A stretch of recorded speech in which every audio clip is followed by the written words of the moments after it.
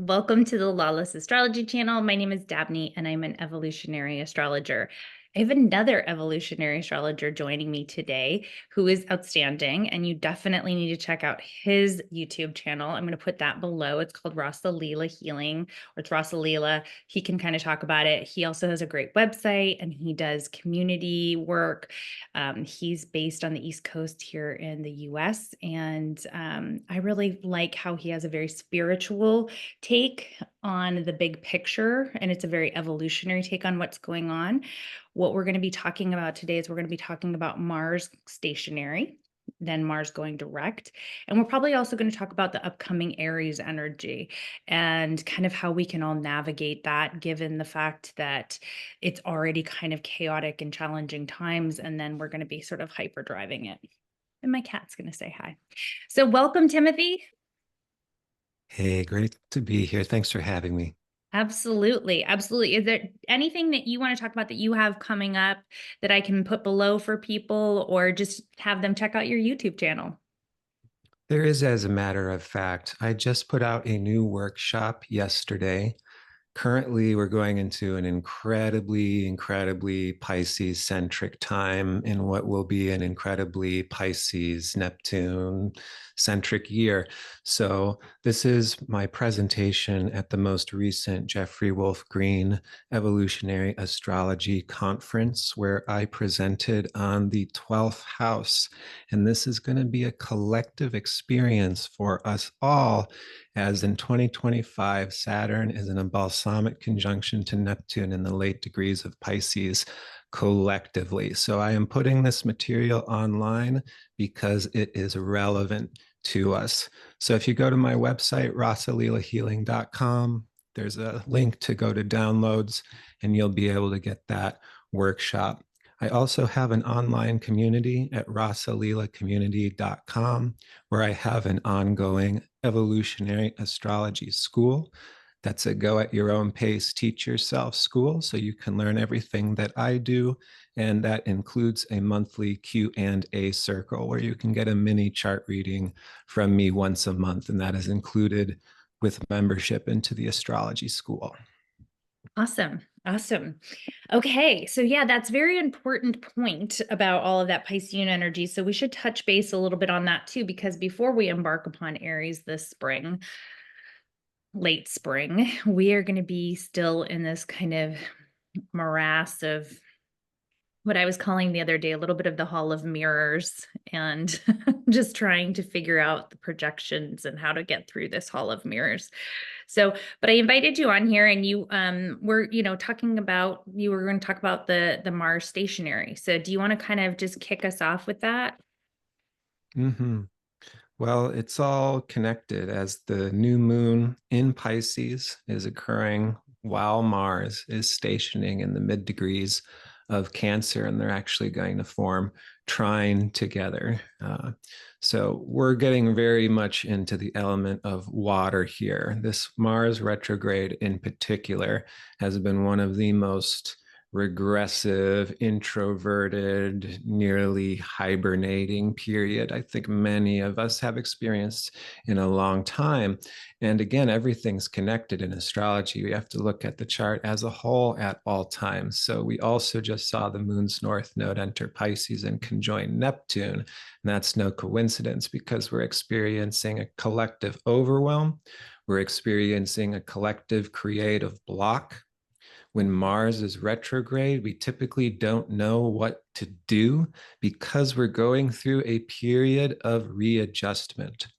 And in evolutionary astrology, Mars is said to be the leading edge of our soul's evolution by how we're acting on instincts, acting on desires, and spearheading our direction. It's like what our target is, what is the prize that our eye needs to be on to keep moving forward towards.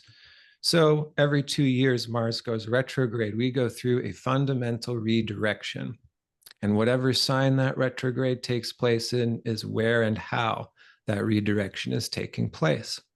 So in the sign of Cancer, this redirection is largely occurring internally. It involves a huge amount of emotional digestion. Mars is stationing in a square to Chiron, which we'll certainly discuss is not a comfortable transit, as this brings up a lot of owies, a lot of reactions, a lot of triggers going on these days. But to cut to the chase, the overall evolutionary intention of Mars and Cancer itself is to create this direction towards emotional safety and to create a system of emotional support, specifically beginning within ourself, as this is all within the archetype of Cancer. And I've spoken for over a dozen years of how this zodiac sign is actually one of the most missing and needed medicines on the planet at this time. And this is actually reflected in technical astrology, which I don't need to get all into in this particular moment. But Mars is stationing on the planetary north nodes of Saturn and Pluto. And this also indicates that right now, all of this overwhelm and all of this digestion is for us to go through a necessary redirection towards this most missing and needed medicine, which is where are the others we truly feel safe with? Have we really felt safe with those that we've been around? Cancer is the mother, the family, the home, the immediate environment. That's where there's going to be a lot of focus drawn to with this specific Mars station.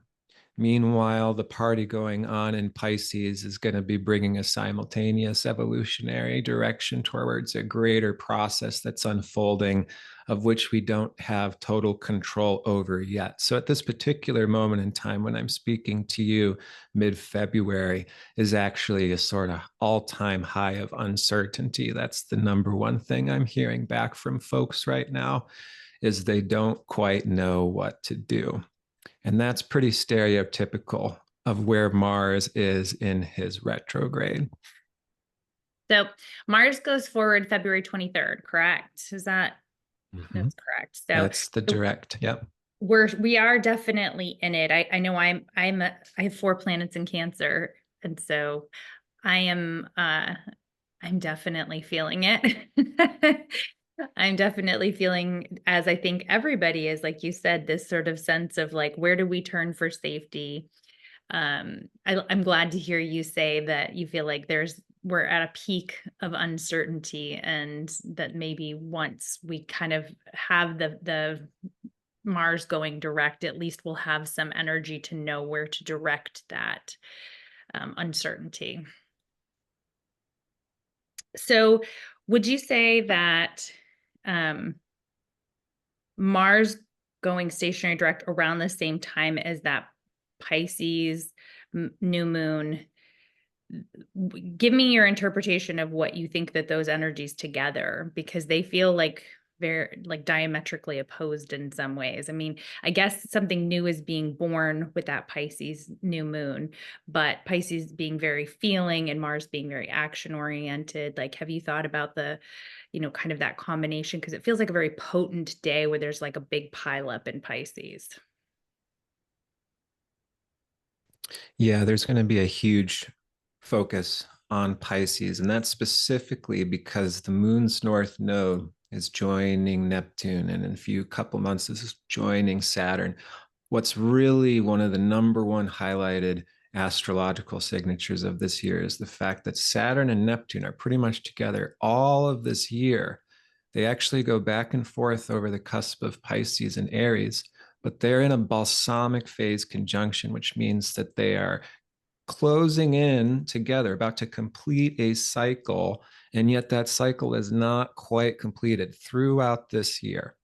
Now, the balsamic phase in and of itself, as is the sign of Pisces, ruled by the planet Neptune, all have a similar archetypal reality, and that is basically dissolving, Right. dissolving, because there is a new structure and a new cycle being born between the Saturn Neptune planetary pair. This basically has to do with the paradox between what is real and what's not real. The dichotomy that's particularly highlighted and challenged this year is the Saturn Pisces dichotomy, because these are the most opposite forces. Saturn wants to constrict, bring into form, build structure, measure what we have and what we don't, so we know what we can do in a step-by-step way for the long term. And Neptune Pisces is the antithesis of this. Neptune is what you cannot hold on to. It is forces greater than just ourself. It is all of this collective phenomena of which we do not have any choice or voice over for the most part. And so we're forced into a surrender. And that's going to be a huge part of the exploration of this year, is what is actual surrender and trust versus simply wishful thinking or forced thinking or delusional thinking, because all of that's reflected in the Saturn Neptune balsamic conjunction. An old cycle is ending. And in order for an old cycle to end, it has to kind of repeat. The old faces have to rear their ugly heads so we can see what we got right and what's off from that past cycle. So that way we can begin something completely new and different in this next world. So there's a lot going on with that. There's a lot with the forming nodal square, forming with Jupiter in the coming months. So the station between Mars trine all of this Pisces is actually a strong integration of what the Pisces Cancer element brings, which is a water feminine element. This is an opportunity to go very, very deep. And at this time, to go particularly deep within ourselves. As Mars is what we're doing at all times, but retrograde in Cancer, what we're doing is actually emotional digestion. And that's what I'm encouraging, is actually being the most important thing of the day, is to simply allow ourselves to digest what all of these triggers with Mars stationing square to Chiron can be bringing up. Deep catharsis. And this catharsis is typically what we're encouraged by the world to jump, skip beyond, think is immature, and we're just supposed to grow up out of. And actually, that's the real spiritual work of the time. It's occurring inwardly. And that's where this signature between Mars stationing the day of the new moon, it's actually this really terrific, like coming inside for some type of reset, really coming back to our center in some way. I'm loving everything you're saying, because it is about healing, and it doesn't feel like a particularly healing time. And so, especially when there is that, I wrote it down what you said. It was kind of, it's the Saturn Neptune. It's like, how do I feel safe? But I also like can't be in a delusion that Saturn Neptune is it's such a challenging thing, because it isn't, you can't control what's happening, yet you also can't, make up an alternative reality and, still find that healing.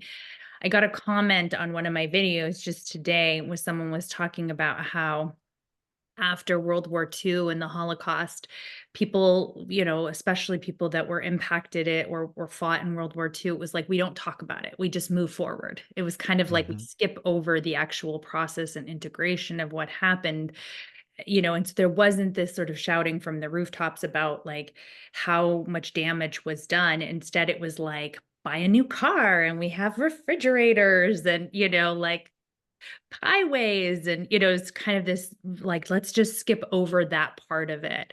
And so I thought it was a really poignant comment, because it's very true. It's like in America especially, I mean, I can't say it's I'm it's probably many other cultures as well, in a modern phenomenon, about like we just don't deal with it. Like we gloss over it. We go and turn the football game on, and so this is a time that's very uncomfortable for those of us that are a little bit more in touch with our feelings. Yeah, I think times like these actually wakes us up to the human condition, which in and of itself is a very uncomfortable reality to wake up to. So I have been using the phrase zombie apocalypse to describe What's going who on? I would believe the majority of the people we could classify as the zombie apocalypse. And this idea is not actually unique for this time. And it's something that certainly isn't just true for as per now, because, in Christ's time, we had a spiritual revolutionary who was crucified, even though his message was loving. We would love to believe that we're entering the age of Aquarius, but we're actually still in the age of Pisces. So these are still the most fundamental spiritual lessons that our collective has yet to learn. So that's actually a part of what we're looking at right now. With the North Node conjunct Neptune, we're all looking at the collective circumstance. Again, Neptune rules forces we don't have control over, namely the collective, which is the day and age in which we are born. So we're having to look at what is this situation? Why is our consciousness so fragmented?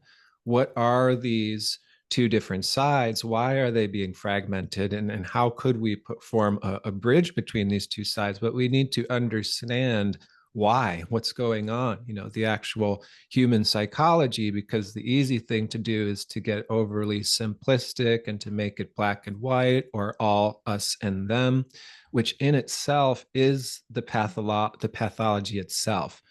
The fact that the moon's nodes are forming a square to Jupiter already in Gemini, it actually makes these themes very, very clear, collectively speaking, because when Jupiter squares the nodes, the question of the truth becomes a very real question.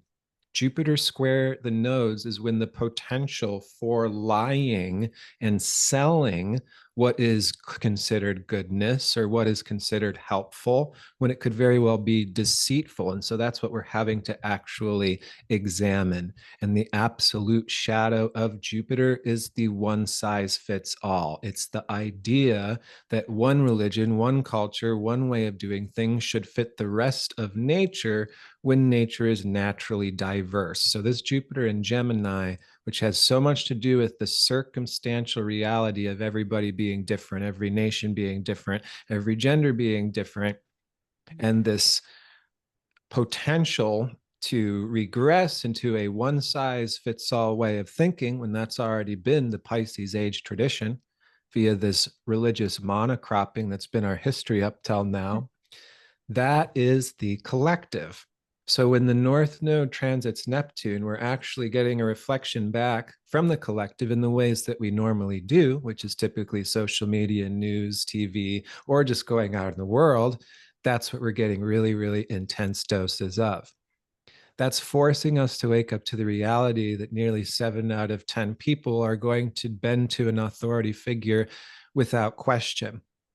And this actually starts to reveal some of what Jeffrey Green taught as the founder of evolutionary astrology several decades ago. Controversial ideas, such as the fact that 3/4 of the population is said to be in a consensus stage of evolution, which means that they are not on a soul level evolved to the point of being able to really think or make critical decisions for themselves, which actually kind of upsets these notions of democracy. So again, this is a lot that's being brought into our awareness, but it's actually very relevant because it's like the collective is telling its own story to itself. How are you personally handling this energy, or how are you counseling some of the people that come to you for readings or healing? Because I absolutely agree with you, and I can say that I personally feel this, but I'm also like working with clients, and I'm kind of reminding them that one, we have to do our own healing, like to the best of our ability, feel things, move through it, acknowledge it. I did a video recently about a book called The Fourth Turning, which kind of talks about the cycles of of human existence, and that it's not uncommon to have this kind of like end of a cycle where things kind of fall apart and there's a crisis, and that crisis then like sort of can bring out the best in people, but it can also bring out the worst in people. And sort of understanding if it's cyclical and we have to go through this, how do you protect yourself? How do you take care of yourself? How do you be as best prepared as possible, but know that there's certain things that are just out of your control? So that's kind of the sort of counseling that I'm giving, but I'm just curious because I'm sure everybody watching is feeling that same thing. It's like, okay, I can feel this energy, but what do I do about it? Well, exactly what I'm saying to do now is to emotionally digest. And the way to emotionally digest is to actually do nothing at all. Okay. So, this is the best time of the year to not carry the burden of expectation that we should have to act or do anything in this exact moment. Not that we won't be called, but we will be called on the other end of the internal process. The internal process is necessary, and we're getting lots of triggers that's going to force us into this internal process, anyways. Because if we try to baby hit the ground running, we're going to end up tripping over our shoelaces, anyways. So, this is just very much about creating the safe space, the people, the place, and the environment where we are safe to digest and share our truth, our story, and what we're feeling and experiencing as we feel and experience it. This is actually a missing part of our society. So if we don't have the ability to do this, we have to actually create this in some way. Okay. That's what Just we sit with the do right now. uncomfortable right now and know that that's just part of this Piscean Cancerian journey right now, what we're being called to do, kind of working with the planetary energies. Right. There is a mental virus that convinces us that discomfort is wrong when discomfort's informing us of the truth. So to feel safe, to feel uncomfortable is how we actually allow that truth to be told as opposed to repress it. Because we live in oppressive worlds where we typically grow up in oppressive childhoods in some way, we become the oppressors of ourselves, and then we end up gaslighting ourselves throughout life. So, by allowing ourselves to be a little bit more negative, what we're actually doing is integrating more of who we actually are, and we become more empowered to make decisions that are right for us out of self respect. So if we don't allow ourselves to have those uncomfortable feelings, we're not informed by what may need to get removed through the environment or the changes that we need to make in order to have more emotionally supportive, respectful relationships. In a perfect world, we would receive these things from our family, but I find in today's day and age, it's much more rare that we find these things from our family. So this is almost, again, a collective disease. We are trained and conditioned to carry this guilt complex, and then we actually oppress ourselves to our parents even after they leave their body, when we could learn how to actually come together as people and acknowledge one another as different people. And if we did that using our families as an example, if people could accept us for who we are, then we would be safe there. And if they can't, no matter how many decades we try to fight to be understood, I don't think we should keep wasting our time there anymore. However, the obligations usually handed down from culture and society is that we should stay under their thumb anyways. So this is about creating family, metaphorically speaking. It's about creating that missing need for support. So that way we feel safe in ourselves. And then we can actually start living our lives, maybe for the first time ever. So even if that just begins with ourself, if there's no support system out there, it's the time to acknowledge we are the best caretaker for ourselves and to really kind of take that more solo journey. That's the first necessary phase to getting to living a respectful life from that point forward. But that's what I So love this about. is a huge theme in this Mars station in Cancer. So I'm going to have to watch this myself a couple times because I think there's a lot of really powerful, deep things that Timothy is touching on, and it really does talk about kind of pulling back. We live in such a materialistic, kind of go go go society where we do just sort of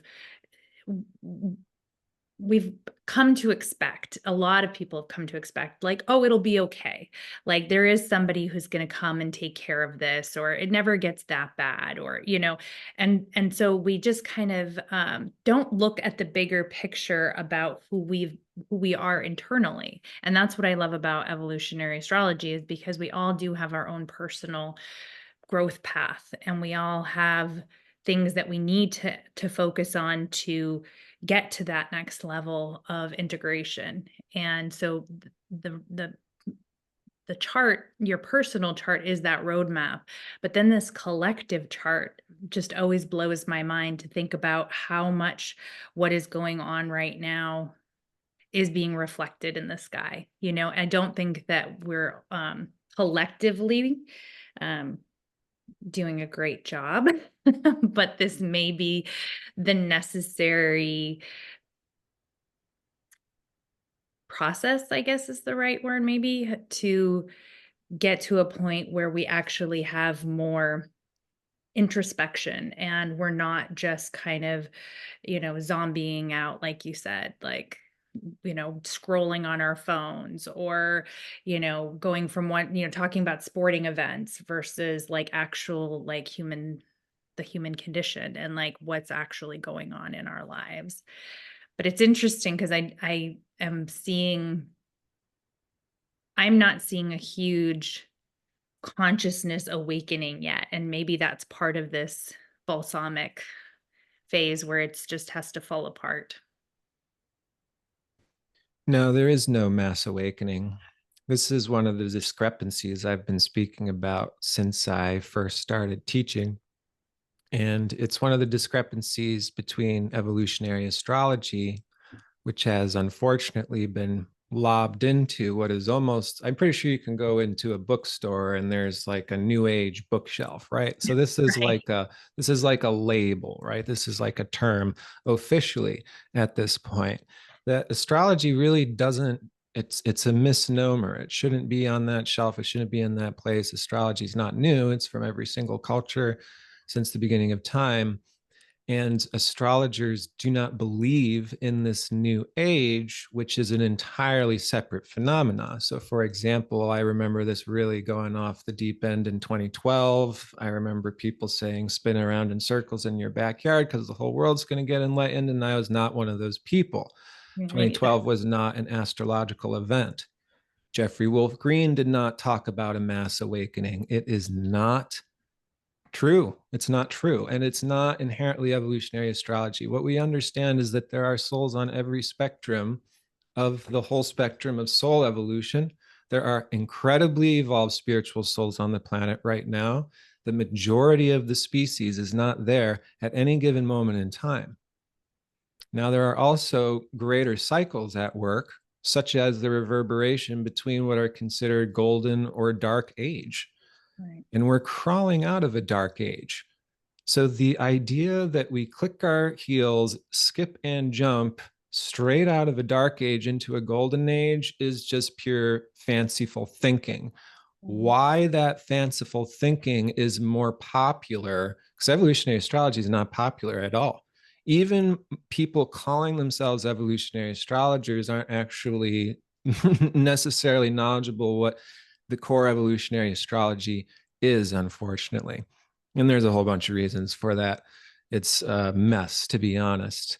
But the point is, there is this massive discrepancy because EA is one of the realest things that it is. It's going to not only explain the what you've experienced throughout life, but why. It gives us so much accountability. It's overwhelming. It gives us so much power through awareness. It's overwhelming. And I don't think most people even want it. More people would want to dress up like a wizard and pretend than actually do the work of becoming self-aware, because becoming self-aware is not a click your heels together and ascend process.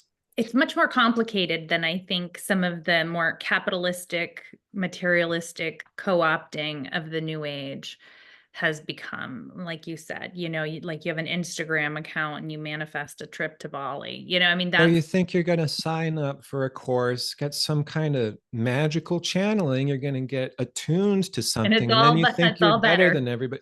All that is brainwashing, and it's usually encouraging the shittiest people to think they have special powers. It actually spreads harm, and that's why I call it out for what it is. I think that this message is for harm reduction. And unfortunately, there's not enough people recognizing that as of yet. I think that time is soon approaching, however.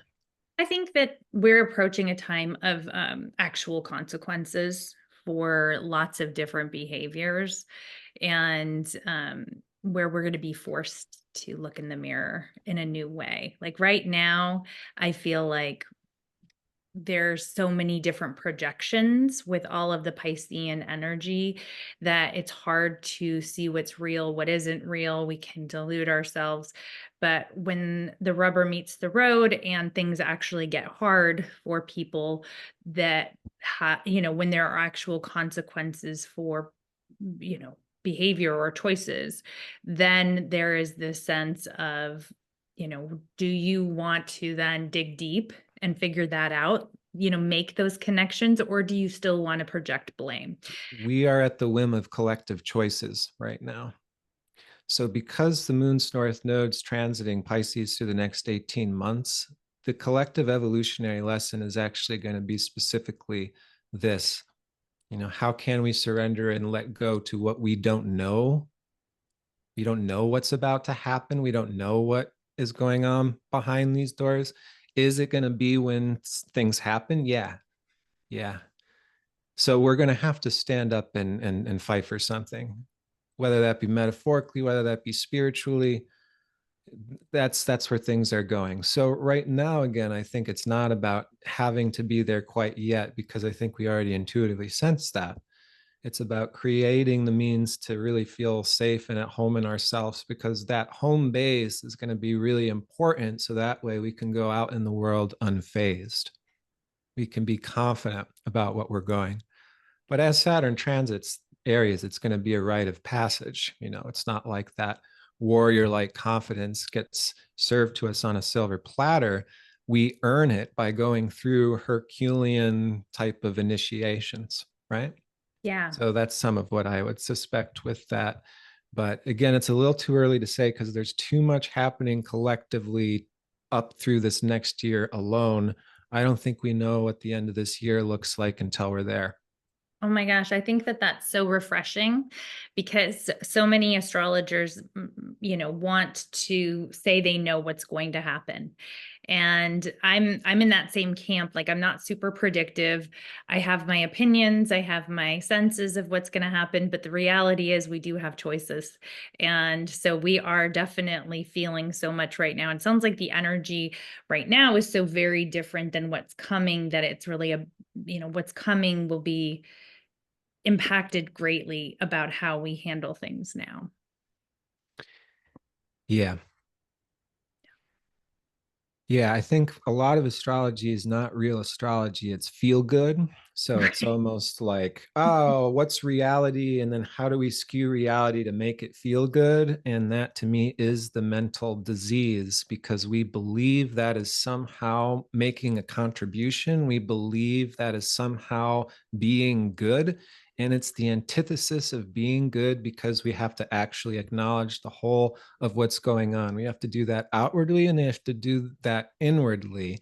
And so we have to actually acknowledge where we do this inside of ourselves. Where do we cop out? Where do we, avoid the parts of ourself that mirror the parts we don't like? That's what's going on. Because again, the battle is actually occurring much more inwardly right now. But I think if we can create this internal system of support, which will include all of the voices, our own inner oppressors, all of the tyrants we faced from the past. We invite them all to the table so they can tell their story, and then that forms us into who we are. So the warrior that's being born going into Aries is going to come out of all of this integration of all of these different parts and pieces. And that is the dimensional shift in and of itself. It's really coming out of this two-dimensional good guy, bad guy, right, wrong. It's not that those things aren't true. It's that we live in a very complex reality. Instead of just having a shoot in a direct direction to unravel this thing, we have to be very careful in how we're breaking things apart and unraveling things here. Like we have a current administration here in the States that's trying to take it all in that really hyper one-way approach. And it's just not a very intelligent approach, because it's not addressing the whole complexity of what's going on. So we have to sort of see that as a mirror in our own microcosm at this time. Yes, and I think there is like a lot of self-destruction and self-immolation going on with, here in the US, it's like just kind of a battering ram, just destroy it all because it's not working. And I think there is this sense too that the people that wanted this on some unconscious level and still want it, it's because they're craving that own self-destruction on some level. Like they don't know how to break free from their own unhappiness, things aren't working and they're not sure where to turn. And so this is like a self-fulfilling prophecy almost to bring us then to a place where we have to rise to the occasion and see what we're worth. It is sort of predictable in a certain sense. I was more hopeful going into the Pluto Aquarius time because it can be such a progressive, pioneering time to come. The fact that Uranus is entering Gemini and forming a first quarter trine to Pluto and Aquarius is an extremely big deal. This has all sorts of implications. The last Uranus Pluto conjunction was in the mid 60s. So there's this reality seed sown in the 60s that is now beginning to be consciously understood and integrated. Now, I was very hopeful for that to be future medicines, future technologies, holistic therapies, and philosophies, and that I'm sure will be part of it. But unfortunately, in the 60s, the hippies were coming up against the man, Richard Nixon, in a very intense way. They were trying to wake us up to a reality that we live in an oppressive country in a time where almost everyone was trying to be asleep to that fact. Unfortunately, that's the reality we're waking up to. So it's going to be a full spectrum of the very best and the very worst because there's going to be new technology, there's going to be breakthroughs, there's going to be revolutions, there's going to be countries splitting apart and getting liberated, as much as there's going to be this gamble, people moving around.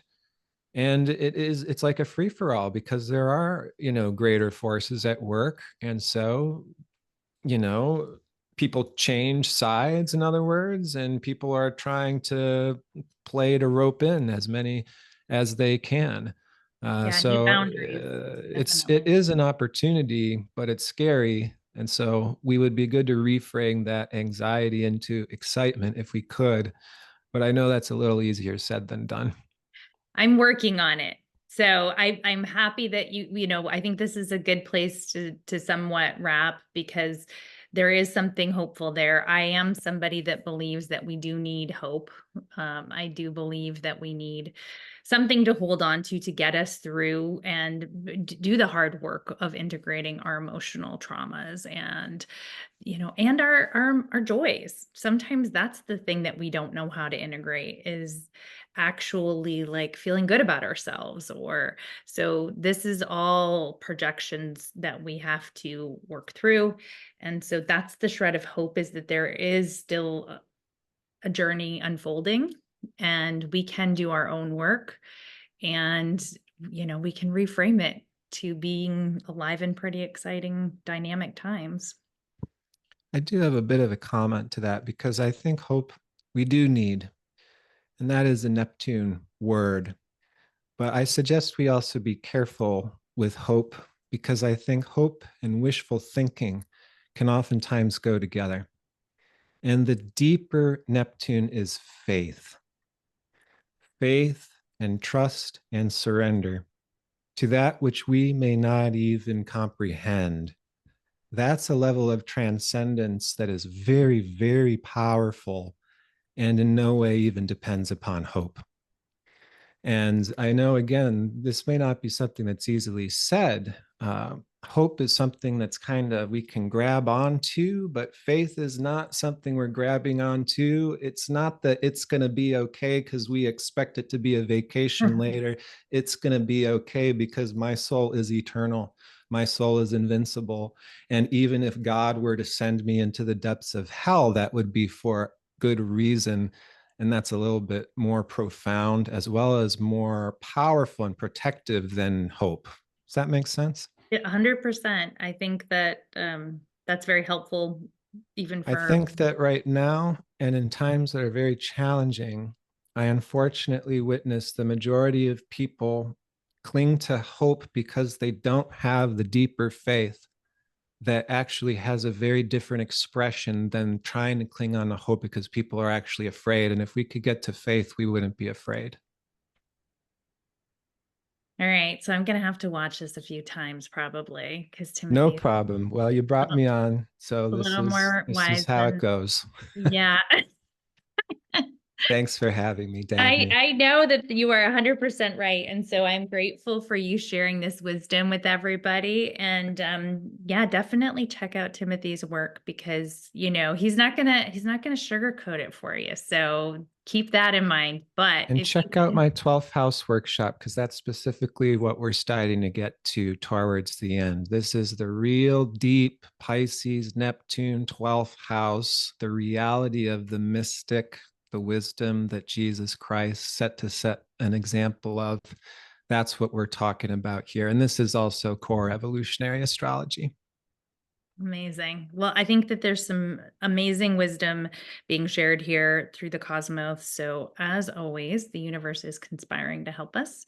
And there is a reason and a season for it all, especially why you are tuning in to hear Timothy share this stuff with us. So, check out his work. Until next time, stargazers.